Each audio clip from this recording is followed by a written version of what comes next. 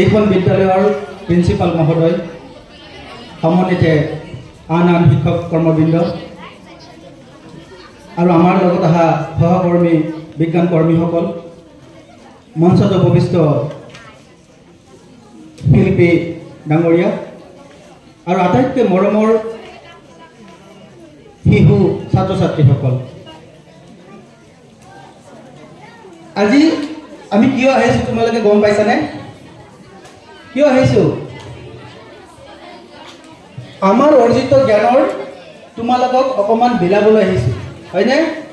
তোমালোকে বিদ্যালয়ত নিজৰ নিজৰ পাঠ্যপুথি তাৰ উপৰিও সমন্বয় পুথিভঁৰালৰ পৰা কিতাপ আনি নিশ্চয় পঢ়িছা। তোমালোকৰ শিক্ষকে ক্লাছৰুমত ঘণ্টাৰ পিছত ঘণ্টা ধৰি বহুত কথা কৈছে, হয়নে নহয়? তাৰপিছতো আমি এনেদৰে গুৱাহাটীৰ পৰা আহি দুষাৰ খবৰ প্ৰয়োজন কিয় হৈছে গম পাইছানে? এই যে আয়োজন সমন্বয় পুথিভঁৰালৰ, এই যে পেণ্ডেল বনাইছে, এই যে খোৱা বস্তু তোমালোকক দিছে, আমি যে গাড়ী ভাড়া কৰি আহিছোঁ, আমাৰ ল'ৰা ছোৱালী স্কুলত নিব এৰি তোমালোকৰ কাৰণে চিন্তা কৰিছোঁ, নিশ্চয় কিবা কাৰণ আছে। এইবোৰ সব নিস্বাৰ্থভাৱে হৈছে নেকি? এনেইতো নিস্বাৰ্থ যেনেই লাগিছে, কিন্তু আমাৰ এটা স্বাৰ্থ আছে। স্বাৰ্থটো হ'ল আমি এইখন সমাজৰে এটা অংশ আৰু তোমালোকে হ'লা এইখন সমাজৰে এটা ভৱিষ্যত। আজিৰ শিশু কাইলৈৰ ভৱিষ্যত, এইষাৰ কথা কৈছা, কিন্তু ভৱিষ্যত যদি অন্ধকাৰ হয় তেতিয়া কেনেকৈ হ'ব? কিয় অন্ধকাৰ হ'ব? যদি আমি জ্ঞান অৰ্জন নকৰোঁ তেতিয়াহ'লে সমাজখনেই কলাপছ হৈ যাব, ধ্বংস হৈ যাব, হয়নে নহয়? সবাই যদি মদ, ড্ৰাগছ আৰু অপকৰ্মত লিপ্ত হয়, সমাজ থাকিব নেকি? নাথাকে। এতিয়া কি হ'ল, আমাৰ কৰ্তব্য কি? আমাৰ নিজৰ সন্তানৰ লগতে, যিহেতু মোৰ সন্তানটো এইখন সমাজত থাকিব, এইখন সমাজৰে অংশ আৰু তোমালোকেও এইখন সমাজৰে অংশ, গোটেই সমাজখনৰ নতুন প্ৰজন্ম এটা শিক্ষিত বাতাবৰণত ডাঙৰ দীঘল হ'ব লাগিব, উচিত অনুচিতৰ বিচাৰ থাকিব লাগিব, হয়নে নহয়? অহৰহ শিক্ষকসকলে এই চেষ্টাই কৰি আছে, চৰকাৰ, আন্তৰ্জাতিক সংস্থা, এই আটাইবোৰে এই চেষ্টাই কৰি আছে, নহয় জানো? আমাৰ মাজৰ পৰা যদি এজন চোৰ ওলায়, ডকাইত হয়, কুখ্যাত অপৰাধী হৈ যায়, কাইলৈ কি হ'ব? নিউজত ওলাব বিহামপুৰৰ পৰা অঘাইত চোৰ এজন ওলাইছে। কিয় ওলালে? ইয়াত লিখা আছে নৈতিকতাই হ'ল আটাইতকৈ ডাঙৰ ধৰ্ম, হয়নে? স্বামী বি আৰ আম্বেদকাৰে কৈছে চাগে, যে নৈতিকতা যদি নাথাকে শিক্ষাৰ কোনো মূল্য নাথাকে। হনেষ্টি ইজ দ্য বেষ্ট পলিচি, হয়নে নহয়? গতিকে তাৰ কাৰণে কি লাগিব? আমাৰ মানে যুগ সাপেক্ষ শিক্ষা লাগিব। পুৰণিকলীয়া শিক্ষাৰে আমি নৈতিক শিক্ষা পাব নোৱাৰোঁ। এই আটাইবোৰ আমি কেনেকৈ পাম? বিভিন্ন মাধ্যম আছে। মানুহৰ জ্ঞানৰ পৰিধি ইমান বেছি হৈছে যে মংগল গ্ৰহটো ঘৰ বান্ধিবৰ কাৰণে মানুহে ঠিক কৰিছে, হয়নে নহয়? এলন মাস্কৰ কথা শুনিছা? এলন মাস্কে কি কৰিছে? এনেকুৱা উপগ্ৰহ প্ৰক্ষেপণ সামগ্ৰী ওলাইছে, উপগ্ৰহটো আকাশত লৈ যাব, থৈ পেলাই আকৌ আহি পেলাই নিজৰ জেগাত লেণ্ডিং হ'ব। যি সময়ত চীন দেশে আৰ্টিফিচিয়েল চান বনাইছে, সূৰ্য, আমি যেনেকৈ সূৰ্য দেখিছোঁ দিনত, চীন দেশে কি কৰিছে? ৰাতি সূৰ্য ওলোৱাৰ এটা সূৰ্য বনাইছে, বিভিন্ন গ্লাছৰ দ্বাৰা আকাশত ৰশ্মি প্ৰদান কৰি দিয়ে আৰু তাতে এটা সূৰ্যৰ নিচিনা পোহৰ দিব পৰা সূৰ্য হৈ যায়। কাৰোবাক ভাড়াত লাগিলে, ধৰক আজি আমাৰ বিহামপুৰত ৰাতি হ'ব নিদিওঁ, চাইনাক যদি কৈ দিওঁ আমাৰ বিহামপুৰত দিন হৈ থাকিব লাগে, ৰাতিও দিন কৰি দিব পাৰে। এই এটা পৰ্যায়ত আমাৰ বিজ্ঞান আৰু প্ৰযুক্তিবিদ্যাই অগ্ৰসৰ হৈছে, কিন্তু আমাৰ সমাজত এতিয়াও কি হৈছে? বহু কথাই অন্ধবিশ্বাস আৰু কুসংস্কাৰৰ মাজত পোত গৈ আছে। আমি বিদ্যালয়, বিশ্ববিদ্যালয়, IIT, IIMত বহু ডাঙৰ ডাঙৰ কিতাপ পঢ়িছোঁ, কিন্তু ঘৰত আহি সকলো জিৰ' হৈ গৈছে, হয়নে নহয়? কাৰ পৰা জিৰ' হৈছে? আমাৰ আইতা, ককা দেউতা, মানে সাধুকথাৰ মাজেৰে ধৰ্মগ্ৰন্থসমূহৰ এপিক্সসমূহৰ মাজেৰে মহাভাৰত ৰামায়ণৰ মাজেৰে আমাৰ সামাজিক চৰিত্ৰ নিৰূপণ কৰিছে। এইবোৰ ক'লে বহুত দীঘলীয়া ভাষণ হ'ব, এই বিষয়ে নকওঁ। মই মাত্ৰ ইয়াৰ পৰা ফালৰি কাটি গৈ চিকিৎসা বিজ্ঞানৰ লগত জড়িত দুষাৰমান অন্ধবিশ্বাস আমাৰ মাজত কেনেদৰে বিয়পি আছে সেই কথাই ক'ব খুজিছোঁ। আৰু মোৰ ছাত্ৰ ছাত্ৰীসকলক উদ্দেশ্যশীল কথাখিনি ক'ম। এই যে সাপ জানেনে? সাপে খুটিলে মানুহ মৰে বুলি আমাৰ সচৰাচৰ বিশ্বাস। কিন্তু আমাৰ সমাজত, আমাৰ পৃথিৱীত যদি ধৰি লওঁ 100% সাপ আছে, তাৰে 87% সাপ মানে 87% সাপে কামুৰিলে বিষ নাই। বিষ নথকা সাপ আছে 87%। তাৰে থাকিল কিমানকৈ 13%। কিন্তু আমি কি হওঁ, সাপে কামুৰিলে ভয় খাই একদম নাৰ্ভাছ হৈ যাওঁ। তাৰপৰা কি হয়, বেজ উজালি কিবা কিবি দৌৰা দৌৰি লাগি যায়। আচলতে এই কথাখিনি নাজানিলে বহুত কথাই নজনা হৈ থাকে। তোমালোকে গণ্ডগোল নকৰিবা, ধ্যান দি শুনা। মই যিকেইটা বেমাৰৰ কথা ক'ম, আচলতে মই অথেণ্টিক পাৰ্চন নহয়, যোগ্য ব্যক্তি নহয়, মই ডক্তৰ নহয়। কিন্তু মই সমাজৰ পৰা আমাৰ যি অনুষ্ঠান, এই অনুষ্ঠানত আমাৰ মাজত বিশিষ্ট ডক্তৰ, বৈজ্ঞানিক, ইঞ্জিনিয়াৰ এইসকল মানুহ আহি পেলাই এই কথাবিলাক কয় আৰু বিভিন্ন চ'ৰ্চৰ মাজেৰে অধ্যয়ন কৰি কথাবিলাক গম পাইছোঁ। তোমালোকেও এনেই থকা অৱস্থাত স্ক্ৰল কৰি থকাতকৈ এইবিলাক কথা জানিবলৈ চেষ্টা কৰিবা। এতিয়া কি হ'ল, 87% কিমান থাকিলে? 13% থাকিলে। এই 13% সাপৰ মাজত আকৌ বিভাগ কৰিব লাগিব। তাৰে 8% সাপ, 8% সাপে মধ্যম বৰ্গৰ বিষাক্ত। বাকী থাকিল কিমান? মাত্ৰ 5%। এই 5%ৰ মাত্ৰ 2% সাপে কামুৰিলে 1 ঘণ্টা বা 1.5 ঘণ্টা সময় পোৱা যায়। কিন্তু আমাৰ কি হয়, সমাজত সাপে কামুৰিছে মানে ভয়ংকৰ এটা পেণ্ডেমিক চিটুৱেশ্যন বনাই লয়। কি হয়, ওজা ক'ত আছে বিচাৰি বিচাৰি আনি মানুহজনক আতিশয্য কৰা হয়। ঢেকীয়া কিবা কিবি এনেকৈ গছৰ পাতেৰে মানুহজনক কোবাবলৈ আৰম্ভ কৰি দিয়ে। আৰু আটাইতকৈ ডাঙৰ ভুল কৰে কেতিয়া জানেনে? যেতিয়া সাপে কামুৰিলে মানুহক সাপে কামোৰা ঠাইত বান্ধি দিয়ে। সেইটো কেতিয়াও কৰিব নালাগে। তোমালোকে মন দি শুনিছানে? কিন্তু এটা কথা নিশ্চিত যে সাপে কামোৰা ঠাইখিনি লৰচৰ কৰিব নালাগে। আমাৰ মাছাল যেতিয়া লৰচৰ হয় তেতিয়া ৰক্ত সঞ্চালন হয়। সেই ঠাইখনৰ পৰা আমাৰ অন্যান্য অংগলৈ আমাৰ তেজবিলাক সঞ্চালিত হয় আৰু সেই তেজ গৈ মগজুতো ক্ৰিয়া কৰে। আৰু যিমান লৰচৰ কৰিব সিমানেই সাপৰ বিষ বিভিন্ন ঠাইলৈ যাব। আৰু সেই সাপৰ বিষে আমাৰ তেজৰ কণিকাত এফেক্ট কৰে। সেই তেজৰ কণিবিলাক গোট মৰাই দিয়ে আৰু বিভিন্ন প্ৰতিক্ৰিয়াৰ সৃষ্টি হয়। মূৰ ঘূৰাই, চকু ৰঙা হৈ যায়, শৰীৰত বিভিন্ন প্ৰতিক্ৰিয়া হয়, কলা হৈ যায়। গতিকে কি কৰিব লাগে, যদি বেন থকা জেগা, ধৰক হাতত কামুৰিছে, তেতিয়া হাতখন চিধা কৰি এডাল বাঁহ বান্ধি দিব লাগে যাতে হাতখন মুভিং কৰিব নোৱাৰে। আৰু য'তেই কামুৰিছে তাৰ পৰা লৰচৰ কৰিব নালাগে। কাৰো মানুহ মাতি তাৰ পৰাই, ধৰক ভৰিত কামুৰিছে, ভৰিখন চিধাকৈ ৰাখিব লাগে। পাৰিলে মানুহে দাঙি আনি পেলাই গাড়ীত উঠাব লাগে আৰু চিকিৎসালয়লৈ লৈ যাব লাগে। আৰু এটা কথা, য'ত সাপে কামোৰে লক্ষণ থাকে, যদি গোটেই দাঁতকেইটা বহি যায় তেতিয়াহে আগৰ দাঁত দুটা, ডাঙৰ দাঁত দুটা যেতিয়া বহি যাব, সেই দাঁতৰ মাজেৰে এটা সৰু ছিদ্ৰ থাকে। আমি যেনেকৈ বেজীৰ নিডেলছ থাকে, সেই নিডেলছেৰে সাপটোৱে মানুহৰ কামুৰি ধৰি পুছ কৰি দিয়ে। আমাৰ সাপৰ মগজুৰ ওচৰত এটা টেমুনা থাকে, সেই টেমুনাটোত অকণমান বিষ জমা হয়। সেই বিষখিনি সেই চিৰিঞ্জৰ নিচিনাকৈ দাঁতেৰে মানুহৰ ভিতৰত সোমাই দিয়ে। গতিকে কি হয়, কেনেকৈ কামুৰিছে কিমান কামুৰিছে সেইটোৰ ওপৰতে ডিপেণ্ড কৰে সাপটোৱে কিমান বিষ মানুহজনক দিছে।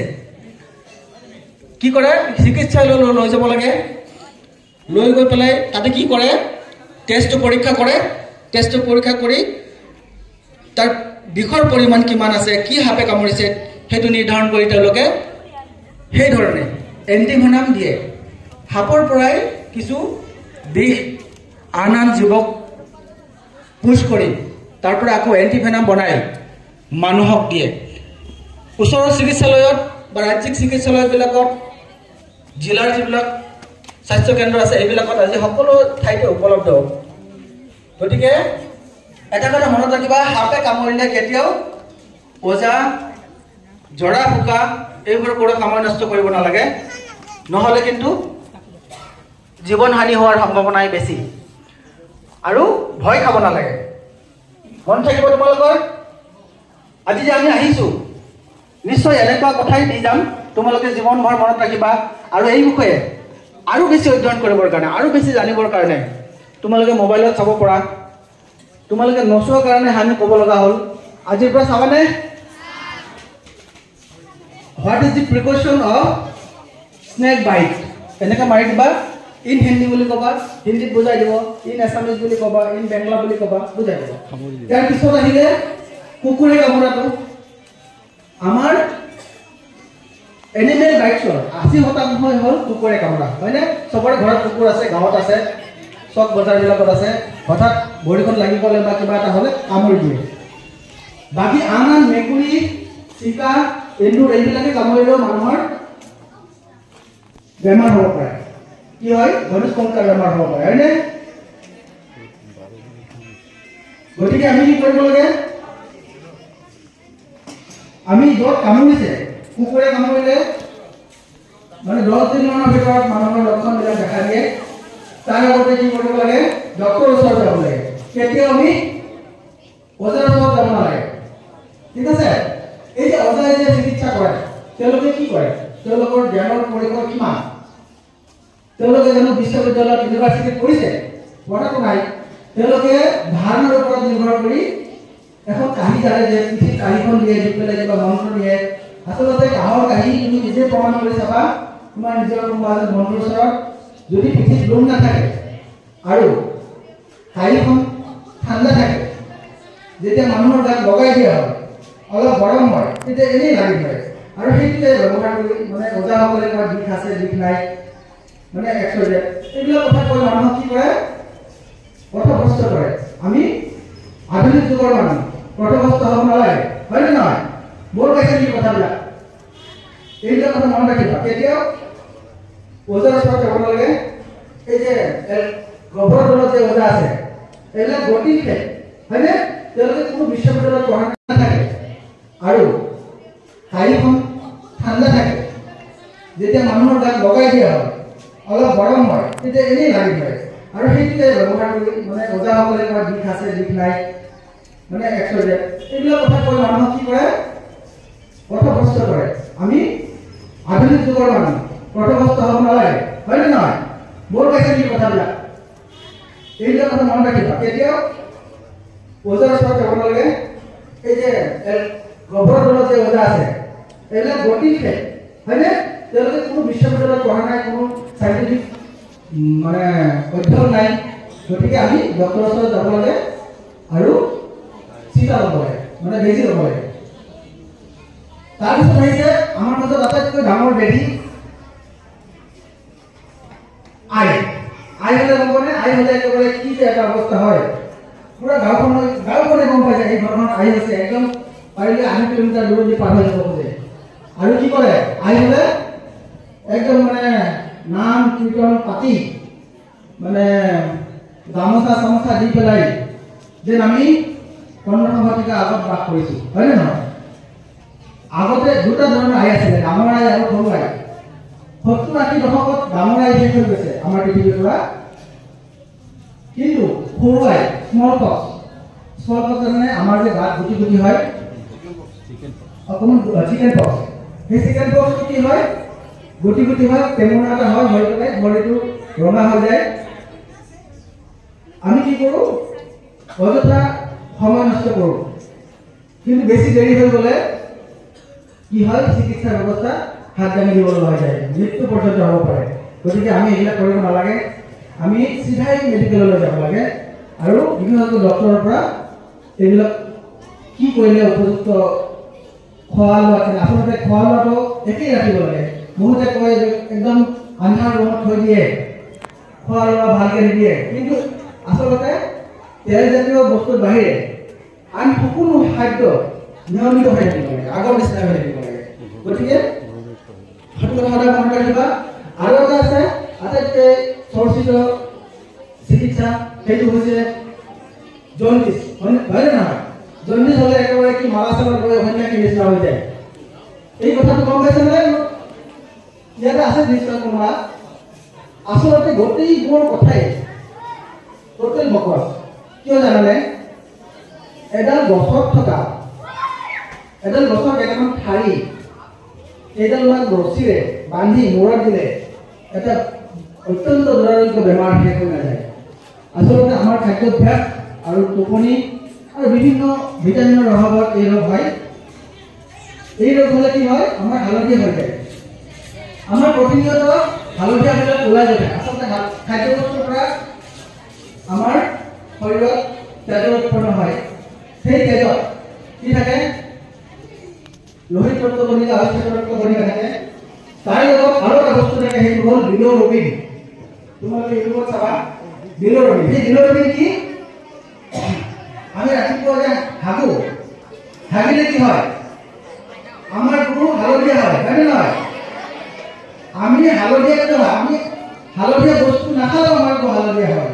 কিয় হয় জানেনে?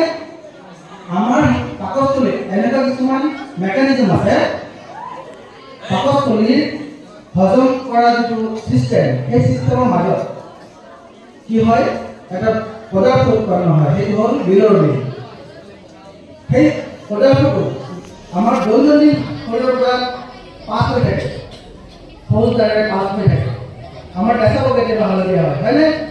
কিন্তু যদি আমাৰ শৰীৰত বিলিৰুবিন বেছি হৈ যায়, তেতিয়া কি হয়? আমাৰ ওলাই যাবৰ চিষ্টেম নাথাকে, হজম শক্তিটোৰ চিষ্টেমটো বেয়া হৈ যায়। তেতিয়া কি হয়? আমাৰ হালধীয়া হয় গাটো, সেই পদাৰ্থবিলাক ওলাই যাব নোৱাৰে, চকু হালধীয়া হয়। গতিকে কি হয়? ইয়াৰ মাজেদি যদি ষ্টেজ থাকে তিনিটা হালধীয়া হোৱাৰ, আমি যদি প্ৰথম ষ্টেজতে মেডিকেল যাব লগা হয়, সৰু এটা ঔষধ খালে ভাল হৈ যায়। ছেকেণ্ড ষ্টেজত যাব লাগিলে কি হয়? অকণমান লম্বা হয় প্ৰচেছটো, এসপ্তাহমান ঔষধ খাব লাগে। আৰু যদি থাৰ্ড ষ্টেজ পায়, বিশেষকৈ শিশুসকলৰ মৃত্যু পৰ্যন্ত হ'ব পাৰে। আমি কি কৰোঁ? ৩-৪ দিন মালালৈ অপেক্ষা কৰোঁ, তাৰপিছত লাহে লাহে উপায় নাপায় চিকিৎসালয়লৈ যাওঁ।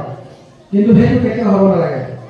মনত থাকিব, হাতে ফুটা আই, জণ্ডিছ আৰু স্নেক বাইট বা ডগ বাইট, এনিমেল বাইট, যিমানে যি নহওক, আমি কেতিয়াও এই অশিক্ষিত ওজা তাবিজ বিলাই থকা মানুহৰ ওচৰত যাব নালাগে। মনত থাকিবনে? মই এইখিনিয়ে কথা ক'লোঁ, আৰু কেতিয়াবা যদি সময় পাওঁ কম। পৃথিৱীখন বহুত আগবাঢ়ি গৈছে, আমি যদি সেই পদক্ষেপ নিমিলাওঁ আমি বহুত পিছ পৰি থাকিম। ইয়াত সময়ত পুথিভঁৰাল আছে, ইয়াত পুথিভঁৰাল মানে জ্ঞানৰ ভাণ্ডাৰ। তোমালোকে প্ৰথম প্ৰেফাৰেঞ্চ দিব লাগিব কিতাপক। বিদ্যালয়ত তোমালোকে যি শিকিছা, কিন্তু ৰিয়েল লাইফত ব্যৱহাৰিক জীৱনত তোমালোকে এজন ভাল মানুহ হ'বৰ কাৰণে অধ্যয়ন নিতান্ত প্ৰয়োজন। তাৰপিছতে হৈছে ইউটিউব, ChatGPT। তোমালোকে AI জানানে? AI কেইদিন পিছত মানুহ বনাব।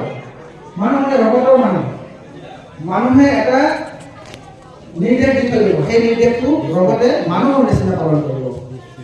গতিকে তোমালোকক সাম্প্ৰতিক সময়ৰ শিক্ষাৰ লগত সম্পৰ্ক ৰাখি তোমালোকে যে আগবাঢ়ি যোৱা, আৰু শিক্ষকসকলৰ কৰ্তব্য আছে। পৃথিৱীত ভাল মানুহৰ অভাৱ খুব কম হৈছে, মানে খুব অভাৱ হৈছে। সেই ভাল মানুহ যাতে ইয়াৰ পৰা এজন ওলায়, জাকিৰ হুছেইন ওলায়, ইয়াৰ পৰা মহাত্মা গান্ধীৰ নিচিনা মহান আত্মা ওলায়, সেই আশা কৰিছোঁ। শিক্ষকসকলৰ কৰ্তব্য বহুত আছে, ছাত্ৰসকলেও নিজৰ কৰ্তব্য পালন কৰি এজন সমাজত প্ৰতিষ্ঠিত ব্যক্তি হওক এয়ে কৈছোঁ কিবা ভুল যদি কৈছোঁ ক্ষমা কৰিব নমস্কাৰ